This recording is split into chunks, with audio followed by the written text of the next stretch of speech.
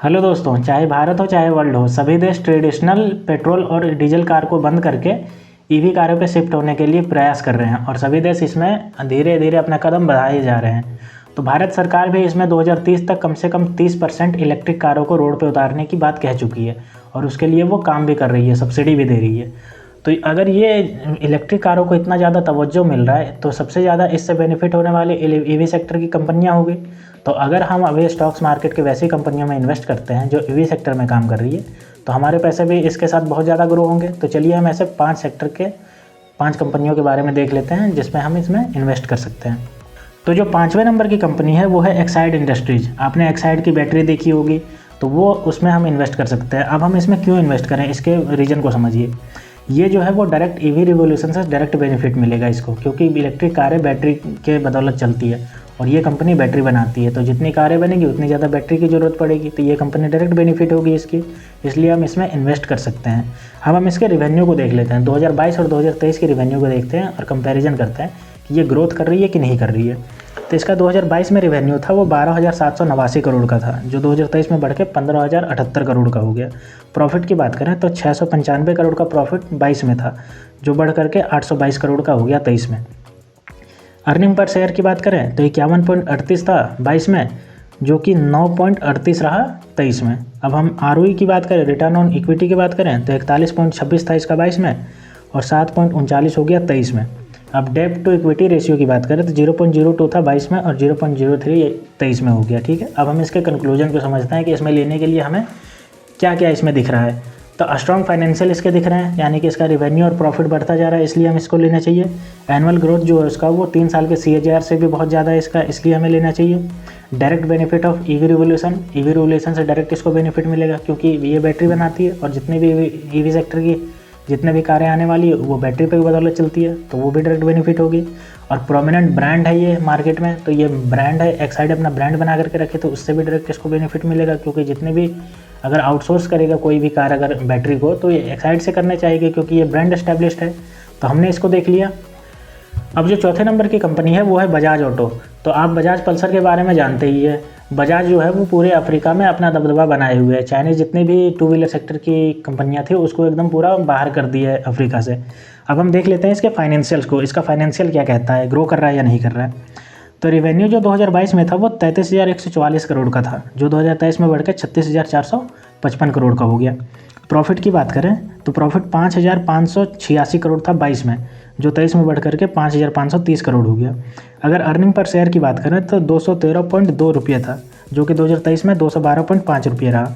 अगर return on equity की बात करें तो 20.64 था 22 में, जो 20.63 हो गया 23 में।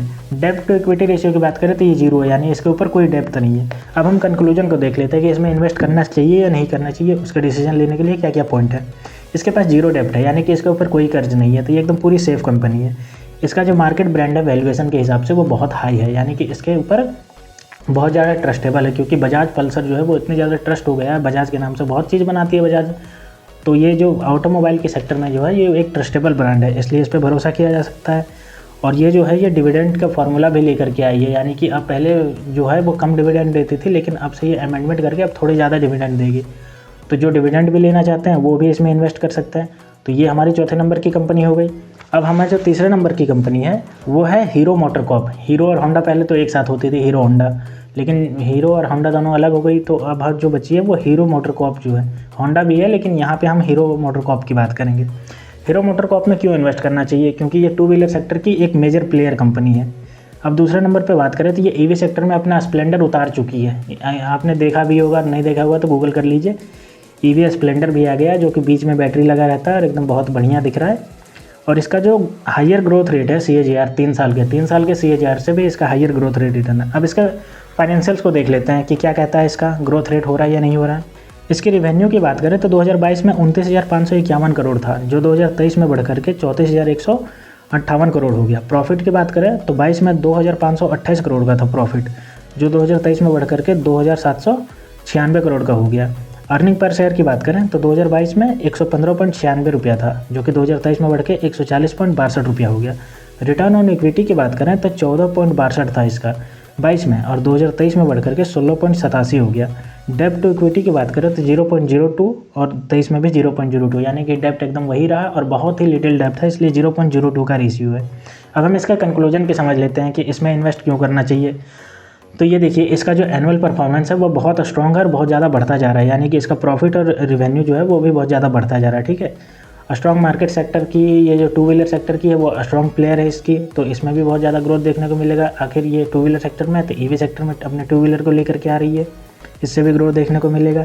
इसके जो पी रेशियो है, ईपीएस है और आरओई ये बहुत अच्छे शो कर रहे हैं, यानी कि इसका जो मार्केट कैपिटलाइजेशन की बात कर लो, चाहे हम इसके रिवेन्यू की बात कर ले, चाहे प्रॉफिट की बात कर ले, तो सब ये जो है वो ग्रोथ होता जा रहा है। तो इसमें हम इन्वेस्ट करके अपने पैसे को ग्रो कर सकते हैं। अब जो हमारे पास दूसरे नंबर की कंपनी है वो है महिंद्रा एंड महिंद्रा। महिंद्रा की थार जो है वो इतनी ज़्यादा फेमस हो गई है कि मतलब हर कोई थार को लेना चाहता है अपना शो ऑफ करने के लिए या फिर अपने दिखाने के लिए। तो चलिए देख लेते हैं कि इसमें हम क्यों इन्वेस्ट करें। तो ये जो है वो अपना प्रेजेंस लेकर के आ गई है, ईवी सेक्टर में 2 कारें अपना इंट्रोड्यूस कर दी है, EQV100 और E-Verito। ये दो कारें हैं जिसको ये इंट्रोड्यूस कर दी है और भी अपना ये ग्रोथ करने के लिए आगे बढ़ रही है। एनुअल ग्रोथ जो है वो उसका 3 साल के CAGR से भी बहुत ज़्यादा है इसका। ये बहुत बड़ी मार्केट प्लेयर है ऑटोमोबाइल सेक्टर में, क्योंकि हम महिंद्रा का नाम नहीं सुनते हैं कि इतने ज़्यादा है। ये अपना प्लान बना ली है कि 40% शिफ्ट कर जाएगी ईवी के सेक्टर में ये 2030 तक ये 40% जो इसकी कंपनी है पूरी वो ईवी सेक्टर में शिफ्ट हो जाएगी। ठीक है, अब हम इसके फाइनेंशियल को देख लेते हैं कि इसका रेवेन्यू क्या है, प्रॉफिट क्या है, उससे ही डिसाइड कर पाएंगे कि ये कंपनी ग्रो कर रही है कि नहीं कर रही है। 2022 में इसका रेवेन्यू 90,170 करोड़ था, जो 2023 में बढ़ करके 1,21,268 करोड़ हो गया। एकदम इतना ज़्यादा एकदम बढ़ गया है, कम से कम नहीं तो 30,000 करोड़ बढ़ा है इसका।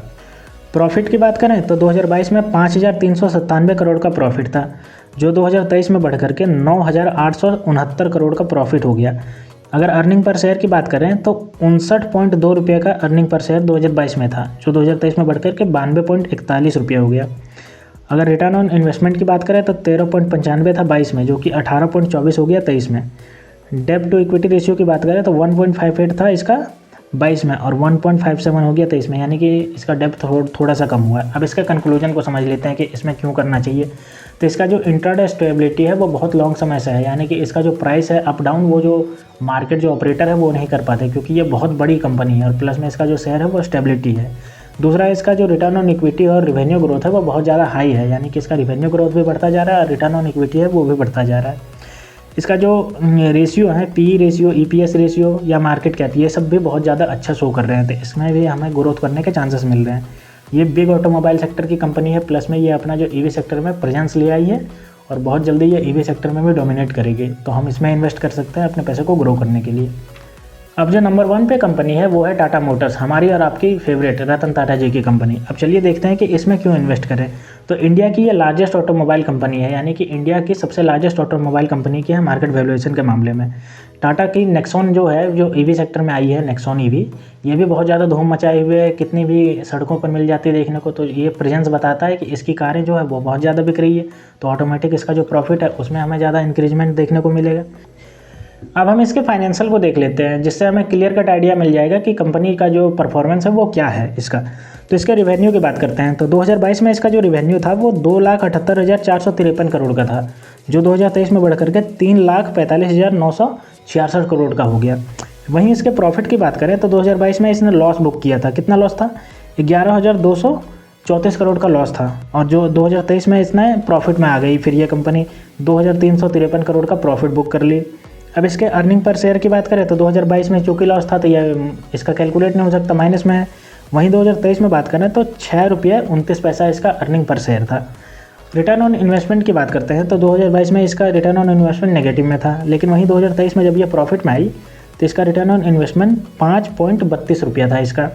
अब डेप्ट टू इक्विटी रेशियो की बात करें तो 3.13 था 2022 में, जो कि घट करके 2.77 रह गया 2023 में, यानी कि धीरे धीरे इसका डेप्ट कम होते जा रहा है और कंपनी जो है प्रॉफिट में आती जा रही है। अब हम इसका कंक्लूजन की बात करते हैं तो इसमें इन्वेस्ट क्यों करना चाहिए, हमें इसके पूरे कंक्लूजन को समझते हैं। इसका जो रेवेन्यू ग्रोथ है वो धीरे धीरे बहुत ज़्यादा बढ़ता जा रहा है, ठीक है, और कंपनी नेगेटिव से प्रॉफिट में आती जा रही है, यानी कि नेगेटिव यानी कि लॉस होती जा रही थी कंपनी को, वो अब धीरे धीरे प्रॉफिट में आती जा रही है। इस महीने 2023 में 2,353 करोड़ का प्रॉफिट भी बुक की है। टाटा अपने आप में एक ट्रस्ट है, उसका एक ब्रांड है, वैल्यूएबल ब्रांड है, और ईवी जो है नेक्सॉन ईवी जो है वो कितना ज़्यादा रोड पे देखने को मिल जा रही है। अधिकतर सबसे ज़्यादा लोग वही खरीद रहे हैं, इसलिए इतना ज़्यादा वो प्रेजेंस दिख रहा है उसका मार्केट में। तो उससे भी टाटा का जो बहुत ज़्यादा ग्रोथ देखने को मिलेगा, ठीक है। और ईवी मार्केट ये बिग प्लेयर होने वाली है, क्योंकि टाटा के पास इतना ज़्यादा रिसोर्सेज है, इतना ज़्यादा पैसा है कि वो R&D पे बहुत ज़्यादा खर्च करती है और बहुत बेस्ट से बेस्ट लेकर के आएगी, तो लोगों को पसंद आएगा और वो खरीदेंगे। तो इसके मामले में ये टाटा सबको बीट कर देगी, तो हमें ये टाटा मोटर पे इन्वेस्ट करना चाहिए। तो दोस्तों हमने 5 ईवी सेक्टर की कंपनियों को देख लिया जो भारत में लिस्टेड हैं स्टॉक मार्केट पे और टॉप क्लास की कंपनियां हैं। तो आप भी अपने हिसाब से इसको रिसर्च करिए और जिसमें आपको पसंद है उसमें इन्वेस्ट करिए। तो दोस्तों ऐसे ही वीडियो देखने के लिए आप मेरे चैनल को सब्सक्राइब कर लीजिए और बेल आइकन को ऑन कर दीजिए। तो मिलते हैं दोस्तों नेक्स्ट वीडियो में, तब तक के लिए स्टे ट्यून्ड। Thank you.